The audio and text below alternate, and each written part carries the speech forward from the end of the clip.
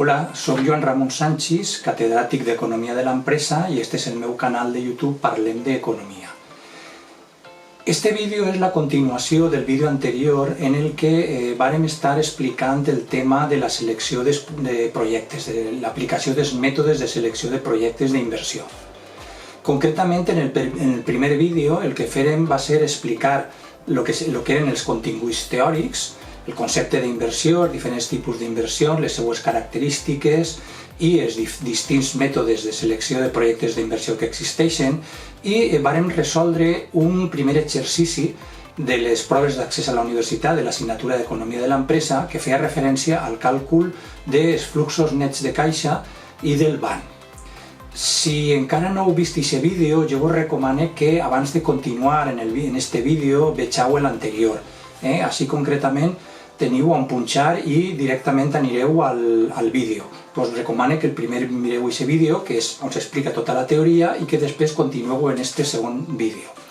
I en este segon vídeo el que anem a fer és incloure dos exercicis més de les proves d'accés a la universitat de l'any 2019, en el que incloguem primer l'aplicació del mètode del BAN, del valor actual net, per a dos projectes d'inversió, per a seleccionar un d'ells, i després un segon exercici en el que es demana el càlcul de la tassa de rendiment interna, de la TIR, que és un altre dels mètodes dinàmics de selecció de projectes d'inversió, i es demana també aplicar el mètode del pla de recuperació o payback.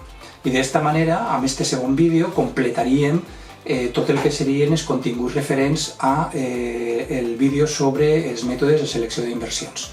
Així que, simplement ja desitjar-vos que tingueu molta sort i que entengueu perfectament el que vos plantegi en el vídeo. Si teniu algun dubte, m'ho podeu comentar al final del vídeo o en els comentaris que s'hi poden fer en el vídeo.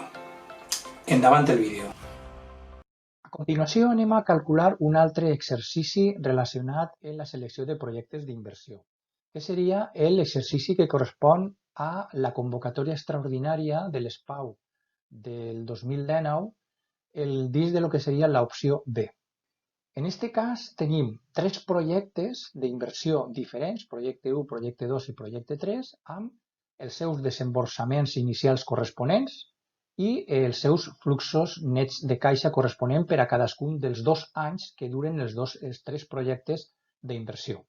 A més, sabem que la taxa de descompte és del 10%. El que ens demana l'exercici és que calculem el BAN de cadascun dels projectes. Una vegada calculat el BAN de cadascun dels projectes, el que ens demana és que valorem quin dels projectes seria el que realitzaríem, raonant la resposta. Bé, respecte al primer apartat, calcular el valor actualitzat net de cada projecte, anem a procedir de la mateixa manera que us he explicat en l'exercici anterior. En aquest cas, la inversió dura 2 anys, per tant tenim que la fórmula del BAN seria menys el desemborsament inicial A més el flux net de caixa del primer any Q1 partit per el factor d'actualització 1 més I, més el flux net de caixa del segon any Q2 partit per el factor d'actualització 1 més I elevat al quadrat. Anem a calcular el BAN per a cadascun dels tres projectes d'inversió. Pel que fa al primer projecte d'inversió, apliquem la fórmula que acabem de comentar i el valor del BAN és de 9.710,74 euros. Fem el mateix per al projecte 2, per al segon projecte, i obtenim un valor del BAN de menys 619,83 euros. I per últim, el tercer projecte, el valor del BAN que obtindríem, aplicant la fórmula, seria de 3.884,30 euros. Fixeu-vos, així tenim els valors del BAN de cadascun dels tres projectes. A partir d'ací, podem al segon apartat de la pregunta, que el que ens fa és comentar-nos o preguntar-nos amb quin projecte és en el que ens quedaríem. La resposta és molt clara. Dels tres projectes, el segon, el 2, estaria ja descartat de partida perquè ens dona un valor del BAN negatiu. És a dir, el valor del BAN del projecte 2 és inferior a 0. Per tant, estaria descartat. En definitiva, tindríem que seleccionar entre el projecte 1 i el projecte 3. Quin dels dos projectes seleccionaríem? Els dos tenen un valor del banc positiu, per tant, són rendibles els dos. Quan passa això, anem a seleccionar aquell projecte que tinga un valor del banc més alt. Val? Pues, en aquest cas, el projecte que seleccionaríem perquè és el més rendible, és el que té un valor del banc més alt, seria el projecte 1, que és el que ens quedaria. El tercer i últim exercici que anem a resoldre està també inclòs dins de la convocatòria extraordinària de juliol del 2019 de les proves de la PAU dins de l'opció A. En aquest cas, l'exercici, a partir també de la informació que ens dona sempre, en aquest cas tenim dos projectes, l'1 i el 2, i tenim els cobraments i els pagaments corresponents als 2 anys de durada dels dos projectes, que servirà per a calcular els fluxos nets de caixa, en què el que ens demana l'exercici és que calculem la taxa interna de rendibilitat, o la TIR, la taxa de rendiment interna, que és un dels altres mètodes dinàmics de selecció de projectes d'inversió. Una vegada calcular la TIR dels dos projectes, el segon apartat es planteja si l'empresa només pot desenvolupar un dels dos projectes, quin és el que faria? Quin recomanaríeu dur a terme per part de l'empresa? És a dir, que comparem els dos projectes. Per últim, el tercer apartat ens està plantejant que apliquem el criteri estàtic del període de recuperació o payback. Si l'objectiu de l'empresa és recuperar la inversió realitzada en el menor temps possible, quin projecte és el que recomanaríeu? Hem d'aplicar el criteri del payback. Resolguem l'exercici i el primer apartat que ens demana és calcular la taxa interna de rendibilitat de cadascun dels dos projectes. Bé, el primer que hem de fer és calcular els fluxos nets de caixa, perquè no ens els dona directament. Sabem que els fluxos nets de caixa són la diferència entre els cobraments i els pagaments per a cadascun dels anys que dura la inversió. Per tant, el primer projecte tindríem que el flux net de caixa del primer any seria 52.000 menys 10.000, que serien 42.000 euros, i el flux net de caixa del segon any serien 28.000 menys 10.000, cobraments menys pagaments, que serien 18.000 euros. Fem el mateix per al segon projecte d'inversió i tindríem un flux net de caixa del primer any Q1 de 30.000 euros i un flux net de caixa del segon any Q2 de 35.000 euros. D'esta manera ja tindríem calculats els fluxos nets de caixa de cadascun dels projectes per a cadascun dels anys en què dura la inversió. A partir d'ahí anem a aplicar el criteri de la TIR, la tassa de rendiment interna, que indica, com ja hem explicat en teoria, que es calcula a partir o igualant el banc a 0.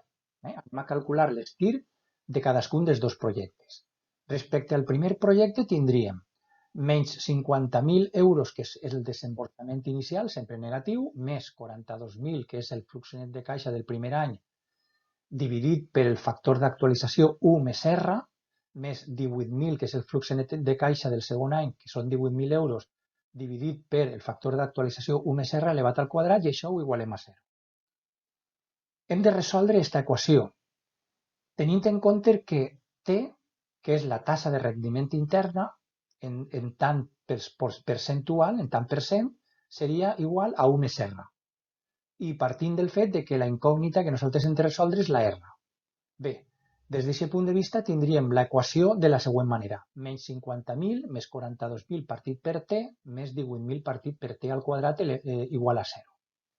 Si nosaltres multipliquem cadascun dels sumandos de l'equació per T al quadrat per a eliminar els denominadors, que és necessari per a poder resoldre l'equació, tindríem el següent. Menys 50.000 per T al quadrat, més 42.000 per T, més 18.000 igual a 0. Ahí què tenim? Tenim una equació de segon grau. El que hem de fer és aplicar la fórmula que coneguem de les equacions de segon grau. I en aquest cas tindríem que la T, que és la incògnita de l'equació, seria igual a menys 42.000 més menys l'arrel quadrada de 4 per menys 50.000 per 18.000 i tot això dividit per 2 per menys 50.000. Això seria la fórmula per a resoldre una equació de segon grau. Si calculem això, tindrem dos resultats. La T ens dona dos valors. T igual a menys 0,312 i t igual a 1,152. Descartem el valor negatiu de la t i per tant ens quedem només en el valor t igual a 1,152. Si tenim en compte que hem dit abans que t és igual a 1 més r, d'ací despegem la r i tenim que r és igual a 1,152 menys 1, que seria igual a 0,152. Això seria la tir en tant per 1. La tir R seria igual a 0,152. El tant per cent, que seria la tir del primer projecte, seria el 15,2%. És a dir, que tindríem que el primer projecte d'inversió tindria una taxa de rendibilitat del 15,2%. Anem a fer exactament el mateix per a cas del segon projecte. És a dir, plantegem l'equació a partir del fet de que en la tir el ban és igual a 0 i tenim aquesta equació que apareix així.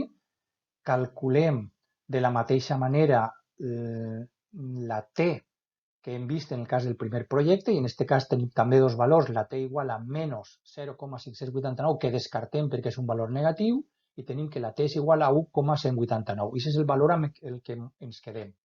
A partir d'ahir la R, la taxa de rendiment interna, serà igual a 1,189 menys 1, és a dir, 0,189, que seria la taxa de rendiment interna en tants per 1. Si la passem a tant per cent, tindríem que la taxa de rendiment interna del segon projecte seria 18,9%. Bé, doncs ja tenim calculades les taxes de rendiment interna dels dos projectes, del projecte 1.